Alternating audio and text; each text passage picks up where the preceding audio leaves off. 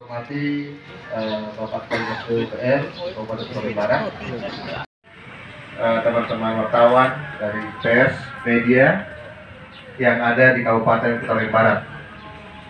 Syukur alhamdulillah bahwa pagi hari ini kita bisa bertemu dalam keadaan sehat walafiat sebagaimana janji kita telah dipenuhi oleh pemerintah Kabupaten Kota Barat, khususnya Kepala Dinas PUPR yang menjadi leading sektor. Pagi hari ini kita bertemu kopi morning. Istilahnya kopi morning itu ngopi. Jadi kalau belum ada kopinya, Mas Toto supaya disiapkan. Kemudian susunan acara kita hari ini adalah yang pertama nanti sepatah-kata dari Dinas PUPR. Bapak PLT Sekda yang saya hormati, Bapak Asisten 2 yang saya hormati, Asisten 1 yang saya hormati, dan Bapak-bapak Kabak, dan ada Bapak LPSC ini, Bapak Bapak yang saya hormati, mitra dan sahabat seluruh wartawan yang hadir pada pagi hari ini, terutama wabil khusus Pak Ketua PWI yang saya hormati, juga semua siapa di ketua di Dinas PUPR Kabupaten Bandung Barat yang kebetulan hadir juga Bapak Kabit, lengkap kayaknya hadir Kabit yang nanti mungkin bisa menyampaikan memang kita. Saya sedikit aja yang perlu kami sampaikan dalam umum realisasi perkembangan pada tutu di Kabupaten Bandung Barat, bahwa pada sampai tanggal realisasi fisik, ya, realisasi fisik sampai tanggal 30 November itu 85,10%, kemudian realisasi keuangan tanggal 30 November itu 75,59%. Ini dicapai sampai saat ini mungkin ada peningkatan hampir 90%. Kemudian dari sektor pendapatan itu juga kita target yang harus kita capai itu sebesar 4.500.000.000. Itu dari kekayaan daerah. Dan yang kedua itu bisnis sudah bangun itu uang lebih 5 miliar. Kemudian perlu kami sampaikan juga untuk infrastruktur tahun 2022 itu pagu kita uang lebih 154 miliar yang untuk membangun Kaubar ini, 558.582.012 rupiah.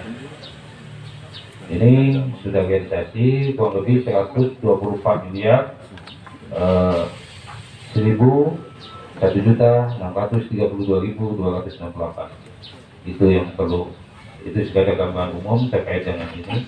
Kemudian yang perlu kami sampaikan di sini adalah IPU ini mempunyai indikator kinerja utama, yaitu pertama mewujudkan peningkatan kualitas infrastruktur, yaitu persentase tingkat kondisi jalan.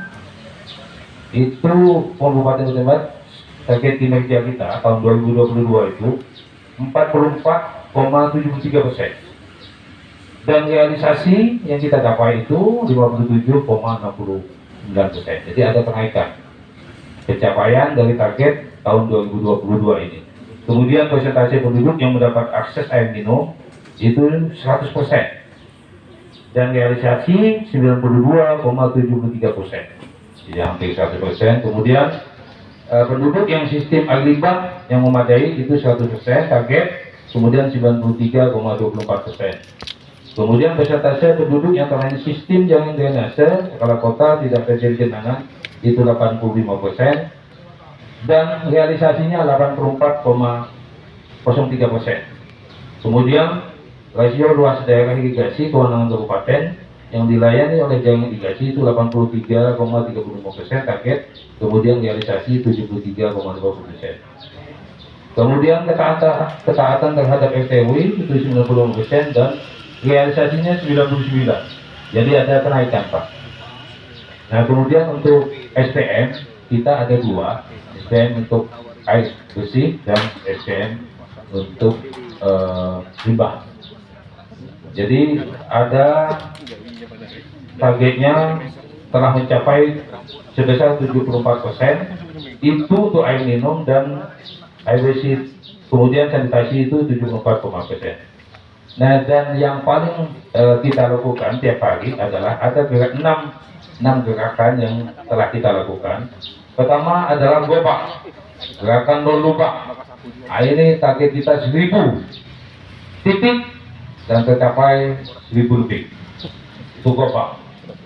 Ini rezeki Pak John, Pak Sekda ini. Kemudian gosus, gerakan nol sumbatan juga kita sudah beberapa titik.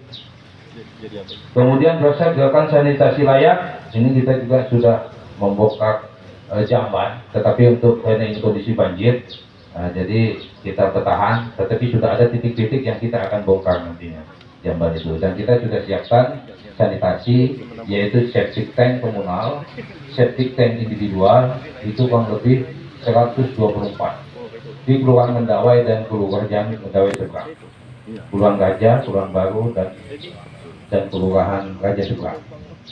Jadi septic tank individual itu tiap rumah itu mendapatkan 1 unit, dan di situ tidak perlu lagi mengambil sisa itu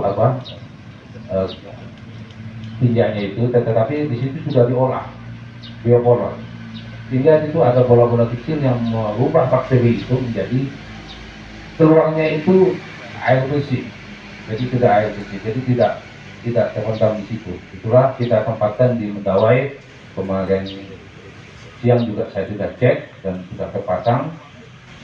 Itu kurang lebih 124, termasuk di Mendawai sebelah. Diolah biopolar di tangki septiknya itu.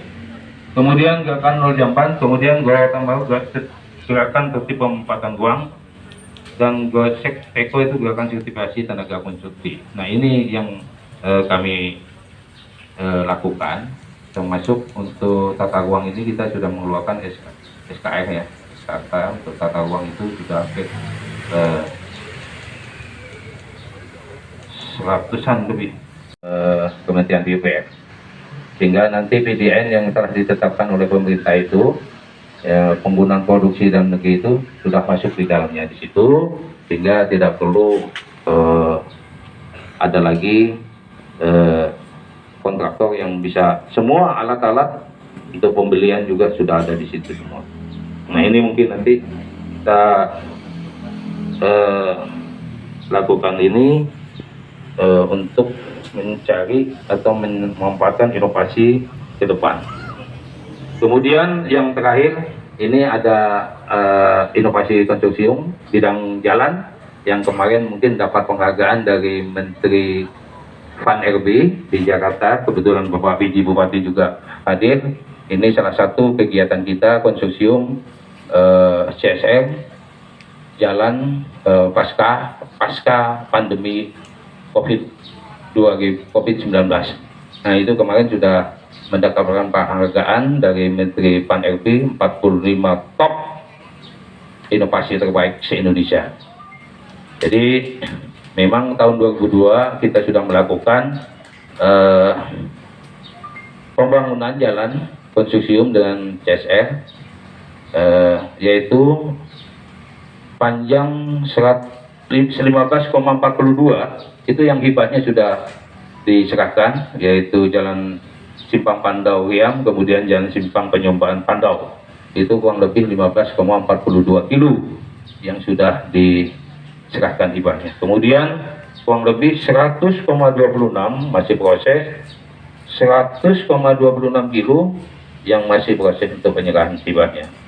Sehingga ada di Kecamatan Arut Utara itu jalan Simpang Kerabu Penyombaan, kemudian Jalan Pangkut Kerabu, jalan Penyombaan Sambi, kemudian jalan Simpang Penyombaan Sambi Simpang Salib, dan jalan Simpang Salib Sungai Dau.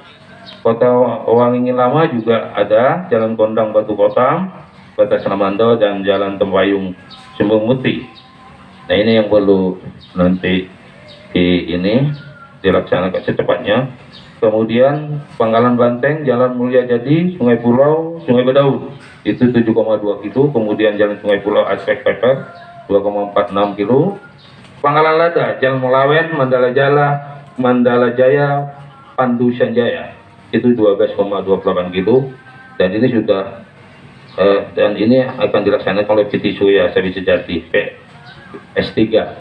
Nah, ini ada 100 yang sebagian sudah kita laksanakan dan sebagian masih proses untuk penyerahan tibanya.